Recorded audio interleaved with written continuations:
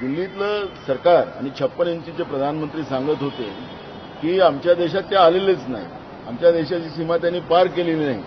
पण काही दिवसानंतरच मीडियामध्ये आपल्याला पाहत होतं की चीनने जे देशामध्ये एंट्री केली होती ते पुन्हा वापस आपल्या चीनमध्ये गेले, असं सरकारकडून सांगण्यात आलं.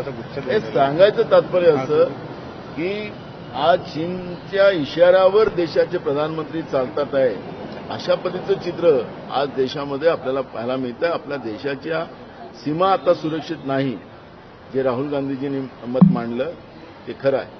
सर, मराठीवाद ने कहा है कि गोधराकांड अयोध्या में गोधराकांड जैसा हो सकता है. सर ठाण्यातील एसटी कर्मचारी जे ते पगारवाढीसह इतर मागण्यासाठी संपावर जाणार आहे, त्यामुळे प्रवाशांना मोठा फटका बसणार आहे. ज्यावेळेस बीजेपीने या एसटी कामगारांचा जो संप करून घेतला होता, ज्यावेळेस महाविकास आघाडीचं सरकार होतं, त्यावेळेस या बीजेपीच्या लोकांच्या घोषणा पाहिल्यात आपण. त्यांचे आमदार त्या आंदोलनामध्ये जात होते. एसटी कामगारांच्याही तोंडाला पाणी पुसण्याचं काम सत्तेत आल्यानंतर बीजेपी करते आहे. हे आता काही नवीन नाही. त्याच्यामुळे मी तुम्हाला सांगतो प्रत्येक स्तरावर महाराष्ट्रातलं एड्याचं भाजपप्रणित सरकार हे कंप्लीट फेल झालेलं सरकार आहे आणि त्याचे सगळे परिणाम विविध स्तराच्या जनतेला भोगावं लागतात आहेत. त्याचं एकमेव कारण आहे की भ्रष्टाचार आणि भयानं निर्माण झालेले महाराष्ट्राचं जे सरकार आहे त्याचा परिणाम आज राज्यातली जनता भोगते. काँग्रेसमधला एक मोठा नेता भाजप जाणार आहे असं चर्चा सुरू आहे आणि चंद्रशेखर बावनकुळे म्हणाले की आमचा दुपट्टा तयार आहे. हे किती दिवसापासून चालू आहे? आजपासून नाही आहे. राहुल गांधींची यात्रा जेव्हा महाराष्ट्रामध्ये आली तेव्हापासूनच भाजपवाल्यांच्या कोल्ह्यांसारख्या ओरड्या चालू झालेल्या होत्या. ही कोल्ह्याची ओरड आहे. त्याच्यामुळे या कोल्ह्यांच्या ओरडीकडे लक्षात करू नका. काँग्रेस हे वाघ आहे आणि काँग्रेसच्या वाटत जायला आता भाजपला खूप वेळ लागणार. वडेट्टीवारांनी असे म्हटले का सामन्यातून झालेली टीका नसून ते देवेंद्र फडणवीस यांच्या ज्या भावना आहे किंवा त्यांच्यावर जो झालेला अन्याय आहे तोच खरं तर सामन्यातून मांडण्यात. याला जोडून सामन्याविरोधामध्ये बावनकुळे कोर्टात देखील जाणार असल्याचं बोलले. एक बघा, आता पेपरला बातम्या येणं किंवा टीव्ही चॅनलला बातम्या येणं हे आता चौथा स्तंभाचा अधिकार आहे. त्याच्याबद्दल एखादी बातमी विरोधात आली तर एवढा विरोध करायचं कारण आणि मग या सगळ्या बातम्याच मॅनेज करून जेव्हा बीजेपी पेपरला बातम्या टाकतं त्यावेळेस दुसऱ्यांचं काय दुखतं त्याच्यावर लक्ष नाही. त्यामुळे स्वतःच्या डोळ्यात बोट गेल्यानंतर जे दुखलं आता भाजपच्या ते त्यातून स्पष्ट होते. सगळं मीडियाच आमच्या ताब्यात आहे अशा पद्धतीचं वागण्याचं काम भाजप करते आहे आणि एखाद्या पेपरनी छापलं की ते दुखते. फिर से एक बार गोधरा होने की शंका व्यक्त की है विजय वडेट्टीवार ने विरोधी पक्ष. अयोध्या में जिस तरह से आतंकवादी संगठनों का जो बार बार उनकी धमकी आ रही है, इसके बारे में जो चर्चा चल रही है, अयोध्या आयोग में उत्तर प्रदेश की सरकार भी बीजेपी की है, केंद्र में भी सरकार बीजेपी की है. नरेंद्र मोदी जैसे मजबूत प्रधानमंत्री जो अपने आप को कहते हैं वो है. तो हम लोगों का इतना ही कहना है कि अयोध्या में ऐसी कोई अनुचित घटना ना हो जिससे हमारे हिंदुओं की भावनाओं को ठेस पहुंचे, क्योंकि इनकी आदतें सबको पता है कि चुनाव के समय में हिंदू मुसलमान पाकिस्तान भारत ऐसे करने की जो बीजेपी की स्टाइल है, इसी से लोगों ने भी सबक लिया है और इसी आधार पर हमारे अपोजिशन लीडर ने वो बात कही होंगी और वो सच है.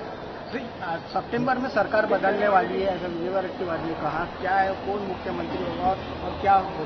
देखो, ये सरकार में जो गड़बड़ी है, दो उप मुख्यमंत्री के कुर्सी पे नजर लगा के बैठे हैं, तो इसका मतलब ही है कि राज्य में कुर्सी की लड़ाई चल रही है. जनता का कोई लेना देना नहीं. ऐसे ही एडे की सरकार महाराष्ट्र में है. राहुल गांधी लद्दाख के दौरे पे है, क्या कहोगे? वो तो देश की सभी एरिया में जाकर राहुल जी जिस तरह से देश की सरकार झूठ मूठ की बातें बताती है उसका जायजा ले रहे हैं.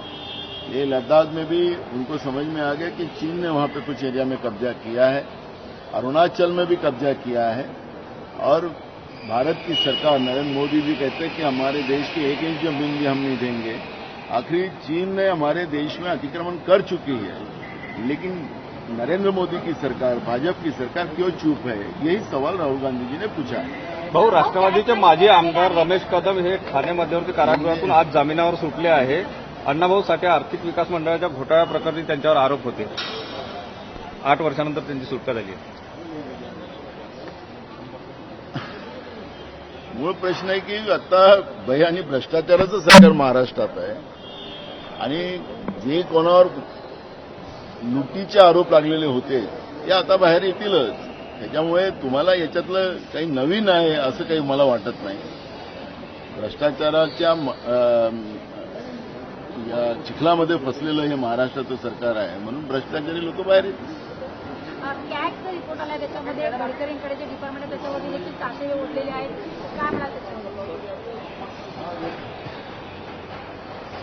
दुधानं धुतल्यासारखं जे वक्तव्य आतापर्यंत अनेक नेते करायचे त्याच्यात गडकरी सुद्धा होते. आता कॅगनी 1 किलोमीटरला 18 करोड रुपये जे द्वारका रोडला लागणार होते त्याचा रेट 250 कोटी झाला आणि त्याला कॅबिनेट कमिटी जी होती सब कमिटी ती त्याच्यावर नजर ठेवून होती. त्याचे अध्यक्ष देशाचे प्रधानमंत्री होते. मैं न खाऊंगा न खाने दूंगा ऐसे बोलने वाले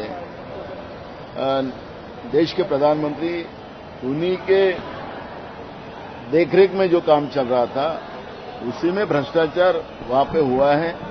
और ये एक घटना नहीं है क्योंकि देश में इन्हें पुल और रोड बहुत सारे बनाए. आखिर जनता के पैसे के हैं.